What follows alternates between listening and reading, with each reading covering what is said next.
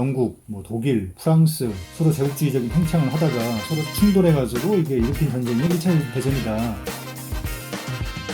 1차 대전 끝나고 이 전쟁 수습하고 다시 이제 새 출발하고 그러면서 새로운 이제 국제 경제 질서가 나타나고 국제 기구가 나타나고 그렇게 나타난 게 뭡니까? 국제 연맹. 지금까지 남아 있는 거는 ILO, 국제 노동기구. 그다음에 2차 대전 이후에는 뭐 더 많죠. IMF부터 해가지고 UN도 이제 그때 다시 이렇게 재출범을 한 거고 세계 경제 질서를 브레튼 우드 체제라고 하잖아요. 그것도 이제 그때 나타난 거고 주요국들이 다 참여한 전쟁을 거치면서 이게 모든 게 리셋된 거 싱크로가 된 거지. 싱크로가 여러 나라들 여러 산업들 간에 이해관계가 막 되게 달랐었는데 그게 갑자기 확 이렇게 일치해버리는 거예요. 이 상황에서 협의를 이루기가 굉장히 좋은 거죠. 중국조차도? 중국은 조금 다르긴 한데 일단은 이쪽에서 뭐가 맞아버리니까 중국도 이제 좀 큰 만큼 컸고 솔직히 파트너십이라고 하든 뭐라고 하든 간에 하여튼 일정한 전략적인 제휴를 맺기에 훨씬 더 좋은 거죠. 기후위기 대응이라는 측면에서만 보면은 중국이 굉장히 앞서 있거든요. 어떻게 보면. 한편으로 중국이 이제 세계 공장이기도 하지만 근데 이제 전기차 뭐 이런 거 생산이라든가 아니면은 친환경 에너지 부문에서도 그렇고 중국이 나름대로 되게 잘 하고 있어요. 세계적인 표준 같은 게 이렇게 만들어지고 새로 이제 그쪽으로 가면 이제 그렇게 하면 되지. 그 방식으로 만들면 되지. 그러니까 우리나라 같은 데가 사실 문제예요. 그러면 이미 다 이제 될 대로 돼 있어가지고 새로운 합의들이 만들어지면은 기존의 걸 다 이제 없애야 되거든. 부셔야 되거든. 부시고 이제 그걸 다시 해야 되는 그런 상황이 되는.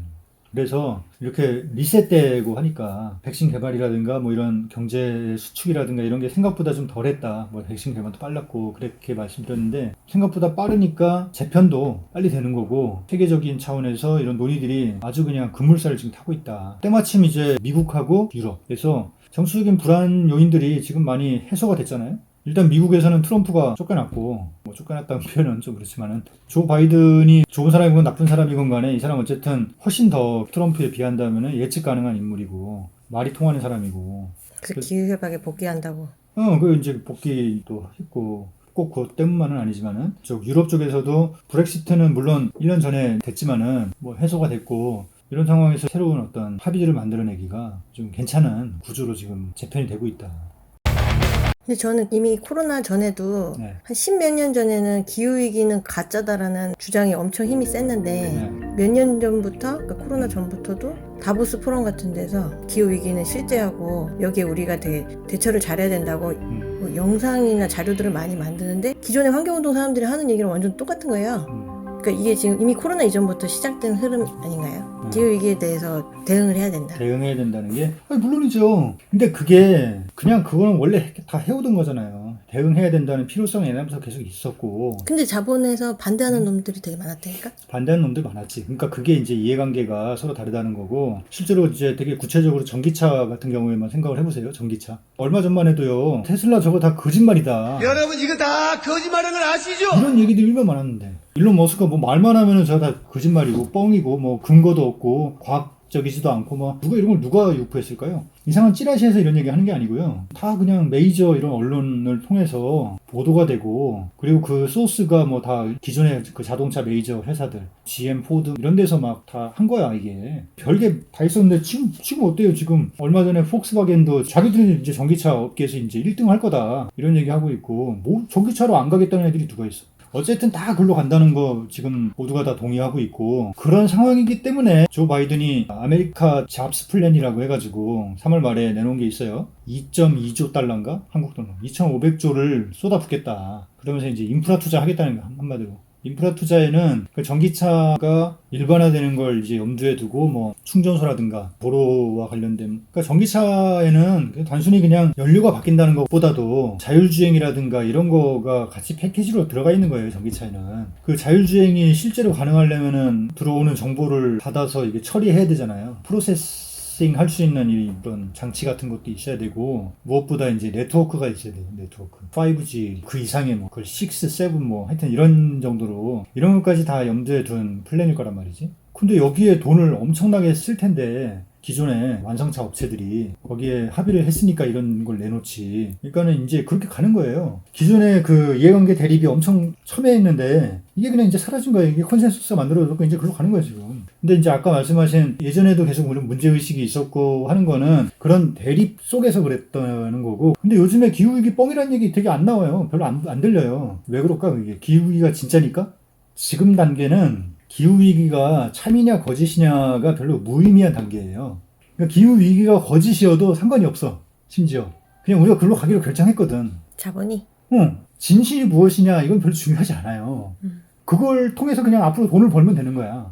그게 패러다임의 전환이라고 할 만한 사건이에요. 패러다임이 꼭 베스트로 갈 필요는 없는 거예요. 그냥 그렇게 가기로 한 거야 그냥 우리는. 그 돈을 이제 앞으로 그렇게 벌면 되는 거고. 그게 근데 산업적인 저항도 있었지만 그런 후발 국가들 예. 그러니까 이미 선진국은 탄소 배출할 만큼 다 했고 이제 시장에 진입한 후발 주자들한테 너무 가혹하기 때문에 그렇게 선진국의 기준을 강요해서는 안 된다 이런 사람들도 많았던 것 같은데. 후발국의 그런 대표 주자가 중국 같은 데였는데 이제 중국이 그런 걸 받아들인다면은 뭐 미안한 얘기지만 이거는 뭐 파워 논리인데 그런 중국만큼의 그런 목소리를 낼 만한 후발국이 누가 있을까요? 뭐 별로 없을 것 같은데.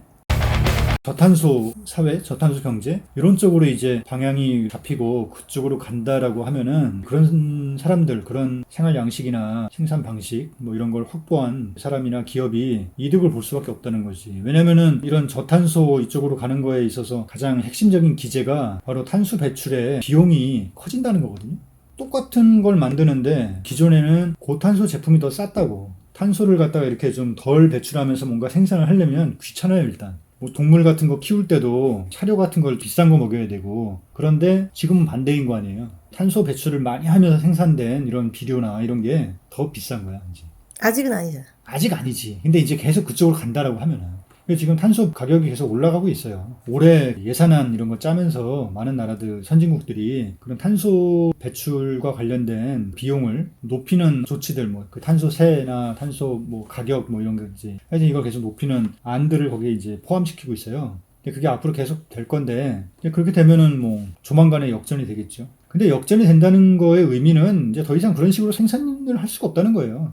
물론 뭐 나라마다 이제 사정이 다르고 그 기준이 다르기 때문에 저개발국 이런 나라들은 그런 규제들을 좀 늦게 도입하더라도 글로벌한 어떤 기준이 엄밀하게 적용되기는 힘들겠지만 그런 게 한동안 유지가 되겠죠. 하지만 한국 같은 나라는 완전 그런 규제들이 새롭게 만들어진다라고 하면은 가장 주요한 타겟이 될 거고 뭐 중국도 마찬가지고 영향을 많이 받을 텐데 하여튼 뭐 이런 새로운 프레임에서는 저탄소가 많이 이렇게 일반화되어 있는 구조적으로 그렇게 돼 있는 나라들이 좀 덕을 보겠죠. 한국도 탄소세나 그 유사한 게 있나요? 한국도 뭐 그런 제도들은 있는데 이게 뭐 사실 거의 뭐 제스처 수준이죠 지금은. 그린 뉴딜에도 전혀 그런 건 없고. 그러니까 일반적으로 한국판 뉴딜의 문제는 그냥 어떤 개별 상품으로 보는 거예요.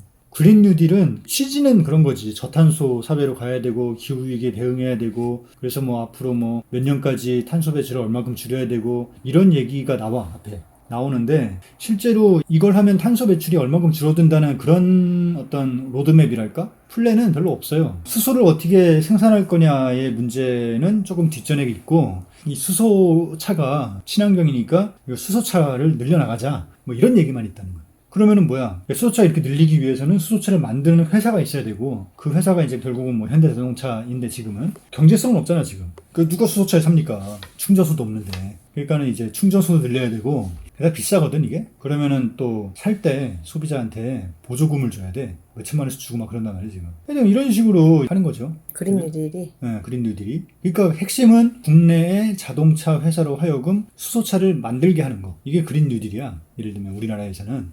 뭐야 이게. 그 수소차가 가게 하는데 수소가 필요하고 이 수소를 만드는데 탄소를 이렇게 막 또 무분별하게 발생을 시키는 거라면 그린 뉴딜이 아니지 이거는. 전기차도 마찬가지예요 사실은. 전기차가 가려면 전기가 필요하잖아. 근데 그 전기를 어떻게 발생시킬 거야? 결국은 발전소, 기존의 화석연료라든가 기존의 화력발전소, 수력발전소, 뭐 원자력발전소 뭐 이런 걸로 해가지고 전기 하면은 바람직하지 않은 거잖아요. 그래서 결국은 그 전기차를 가게 만드는 데 필요한 전기는 어떻게 하는 게 제일 바람직한가? 이 재생에너지나 이런 뭐 풍력, 뭐 태양광 뭐 이런 걸로 해야 될 거 아니냐고.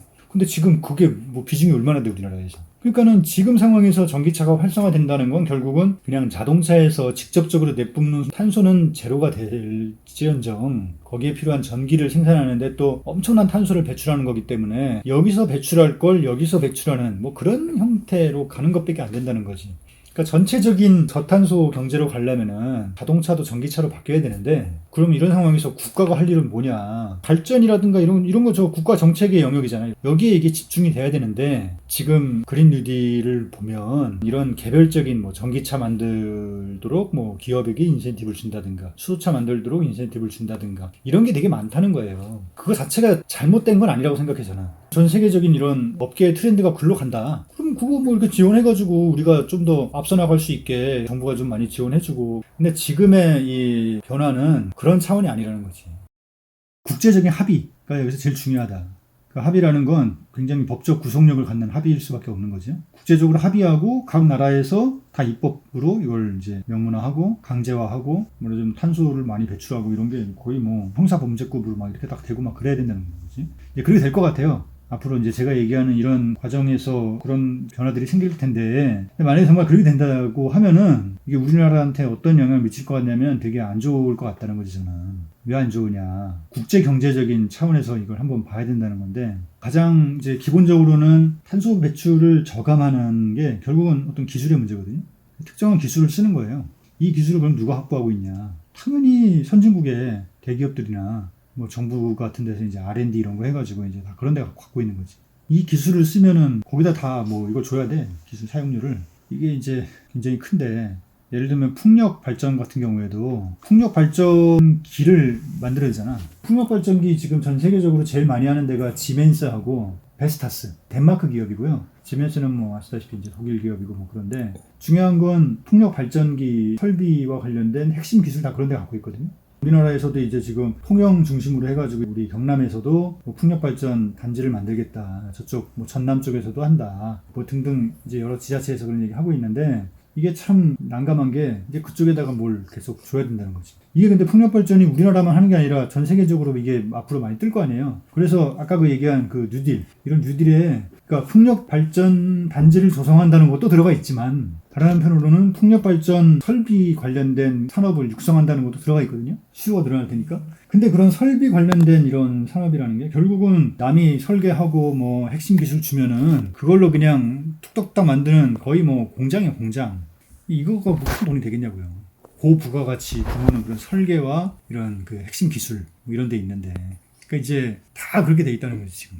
그래 본다면은 친환경 뭐 저탄소 이쪽으로 재편되는 건 바로 그런 기술 부문에서의 로열티? 그러니까 이런 거의 흐름이 특정한 흐름이 이제 형성이 될 거라는 거고 선진국으로 가는 그러니까 그게 우리한테 당연히 안 좋겠지.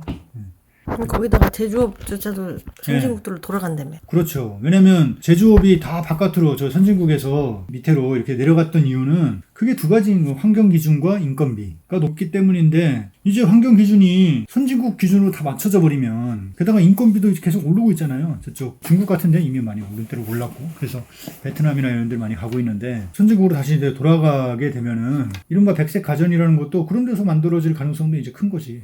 미국에서. 무슨 뭐 알라바마 이런 데서.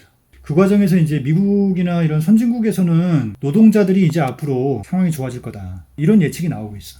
지금 벌써 미국에서는 최저임금 올리겠다는 얘기가 나오고 있는데 그게 이제 이런 배경에서 이해를 하면은 그렇게 황당하고 터무니없는 얘기가 아니에요.